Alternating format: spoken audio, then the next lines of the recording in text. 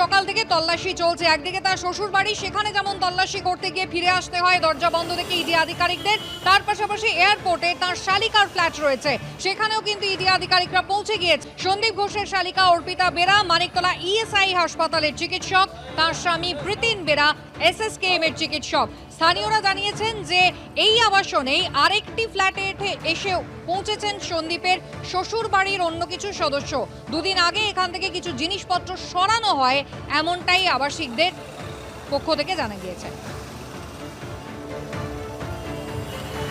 এয়ারপোর্টের মিলনপল্লীতে ইডির জোড়া হানা। আমরা এই মুহূর্তে যে আবাসনের ব্লকে দাঁড়িয়ে আছি, অর্থাৎ ব্লক 2, যেটা ইডি সূত্রে জানা গেছে যে এই ব্লক 2তে সন্দীপ ঘোষের শালিকা অর্পিতা বেরা এবং শালিকার হাজব্যান্ড যিনি রয়েছেন প্রীতিন বেরা, তার ফ্ল্যাটে এই মুহূর্তে কিন্তু ইডির তরফে আধিকারিকেরা হানা দিচ্ছেন। এবং যেটা আমরা জানতে পারছি যে প্রীতিন বেরা তিনি কিন্তু এসএসকেএম হাসপাতালের চিকিৎসক এবং অর্পিতা বেরা তিনি মানিকতলা ইএসআই হাসপাতালের চিকিৎসক।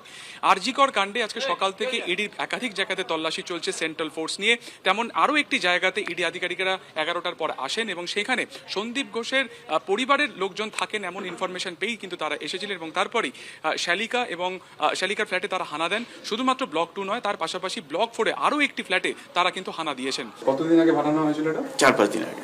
আচ্ছা, আজকে কোনো গাড়িতে কোনো জিনিসপত্র নিয়ে? না, 2-3 দিন আগে গাড়িতে জিনিসপত্র ঢুকিয়েছে, সেটা দেখেছি। প্রীতিন বেরা মনোজ সন্দীপ ঘোষের ভাইরে ভাই, শালির হাজবেন্ড। শালির হাজবেন্ড। আর এখানে কি শালি মানে প্রীতিন বেরার ওয়াইফ যিনি অর্পিতা বেরা? হ্যাঁ হ্যাঁ, উনিও কি ওখানেই থাকেন? হ্যাঁ উনি থাকেন। কোথায় চলছে, মানে কি পেশায় কি? উনি গাইনোকোলজিস্ট এবং উনি ইএসআই। ব্লক 2 এর পাশাপাশি ব্লক 4 এর আরও একটি ফ্ল্যাটের সন্ধান কিন্তু ইডি আধিকারিকেরা পেয়েছেন। দেখা যাচ্ছে এই সেই ফ্ল্যাট যেটা প্রীতিনের তরফে দিন দুয়েক আগেই ভাড়া নেওয়া হয়েছিল এবং কিছুদিন আগেই এখানে তার শ্বশুর বাড়ির লোকজন এসে যাতায়াত করে। কি দেখেছিলেন?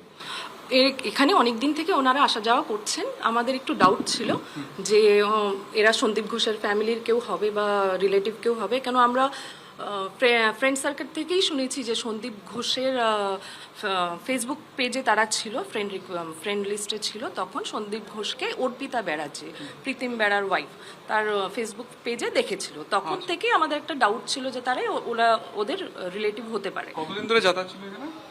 বেশ জবের থেকেই এই ঘটনাটা শুনতে পাচ্ছি, তার 3-4 দিন পর থেকেই দেখছি, বেশ 5-6 দিন পর থেকে দেখছি এখানে যাওয়া আসা করছে। এটা রেন্টেই বোধহয় নিয়েছে। দেখলাম যে এখান থেকে একটা ট্রলি ব্যাগ ইতিমধ্যে ইডি আধিকারিকেরা উদ্ধার করেছেন, যেটি তার ব্লক 2 এর আবাসনে নিয়ে যাওয়া হয়েছে এবং তারা জানার চেষ্টা করছেন ঠিক এখানে কাদের যাতায়াত ছিল, কেনই বা প্রীতিন এই ফ্ল্যাট ভাড়া নিয়েছিলেন, সেখানে শ্বশুরবাড়ির লোক কেনই বা যাতায়াত করতেন। এই সমস্ত কিছু কিন্তু খতিয়ে দেখছেন ইডি আধিকারিকেরা। ক্যামেরা সুবিধার সঙ্গে সুকান্ত মুখোপাধ্যায়, এবিপি আনন্দ, কলকাতা। অন্যদিকে প্রাক্তন অধ্যক্ষ সন্দীপ ঘোষের শ্বশুর বাড়িতেও কিন্তু আজকে পৌঁছন ইডি আধিকারিকরা চন্দননগরে। সেখানে দরজায় তালা রেখে ফিরে আসতে হয় ইডি আধিকারিকদের।